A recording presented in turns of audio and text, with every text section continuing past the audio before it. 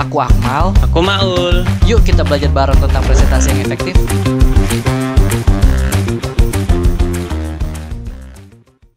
Menurut buku Effective Presentation by Dennis Pett, terdapat 3 tahapan untuk menyusun presentasi yang efektif. Yang pertama itu ada perencanaan, yang kedua ada persiapan, dan yang ketiga ada presentasi. Dan pada video kali ini, tahapan yang akan kami bahas adalah tahapan present atau tahap presentasi. Nah, kalau kalian menonton videonya sampai habis, kalian akan mampu menjelaskan 6 setup yang harus dilakukan sebelum memulai presentasi, dan mampu menjelaskan cara penyampaian yang baik dalam presentasi. Nah, pada video kali ini, hal yang akan kami bahas adalah yang pertama setup, dan yang kedua adalah penyampaian.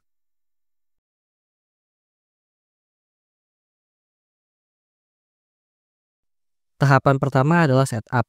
Meski perencanaan dan persiapan kita sudah dirancang dengan matang, namun tahapan ini juga tidak kalah penting karena kesalahan kecil itu bisa berdampak besar.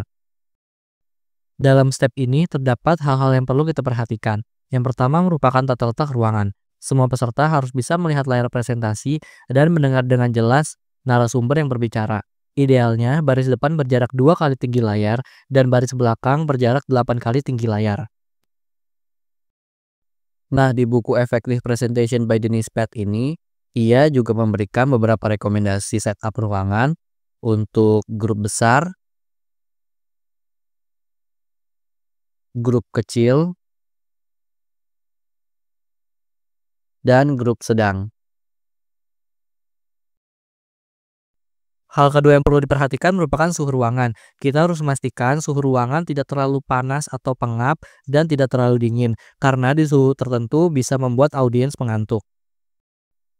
Yang ketiga merupakan pencahayaan. Di buku ini dijelaskan bahwa pencahayaan diatur cukup gelap di sekitar visual agar lebih terlihat, tetapi tetap terang di bagian audiens agar mereka bisa mencatat dan melihat.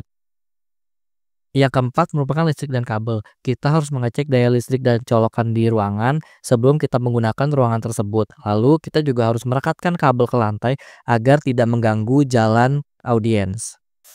Yang kelima merupakan peralatan. Kita harus memastikan bahwa proyektor, laptop, speaker, dan alat-alat bantu lainnya berfungsi dengan baik. Kita juga harus menyiapkan cadangan jika terjadi sesuatu.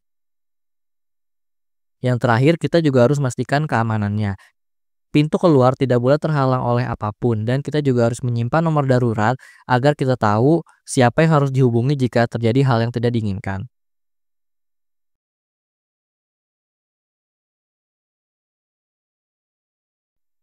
Setelah setup, hal yang perlu kita perhatikan juga adalah penyampaian. Karena presentasi yang efektif itu bukan hanya tentang apa yang kita sampaikan, tetapi juga bagaimana cara kita menyampaikannya. Nah, berikut adalah tips tampil percaya diri dan profesional. Yang pertama, berpakaian rapi dan sesuai acara. Lalu yang kedua, bicara dengan jelas dan antusias.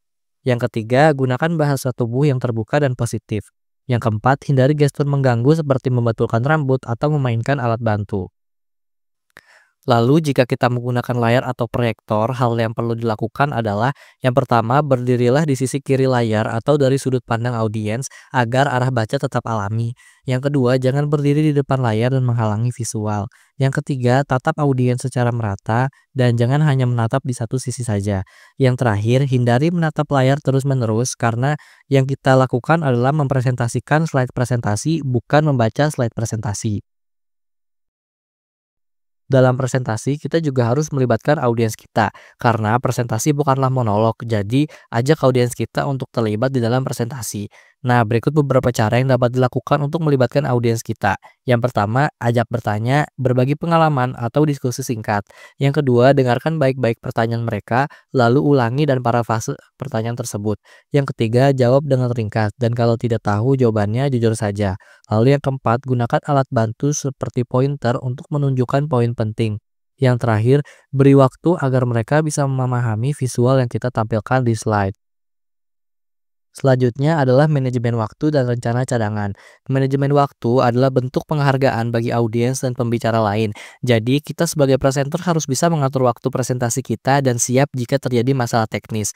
Sebagai presenter yang baik, kita itu harus yang pertama, tidak melebihi durasi yang telah diberikan kepada kita. Lalu, menyiapkan backup seperti cetakan atau slide fisik jika ada kendala teknis. Dan yang paling penting adalah kita harus tetap tenang jika ada masalah, karena masalah bukanlah yang menentukan kesan akhir kita, tetapi bagaimana cara kita menghadapi masalah tersebut. Nah, tadi merupakan tahapan terakhir dalam pengembangan presentasi yang efektif menurut Dennis Pett, yaitu tahapan presentasi. Jadi, kita akhirnya sampai sini ya pertemuan kita. Terima kasih untuk kalian yang sudah menonton. Sampai bertemu di lain waktu.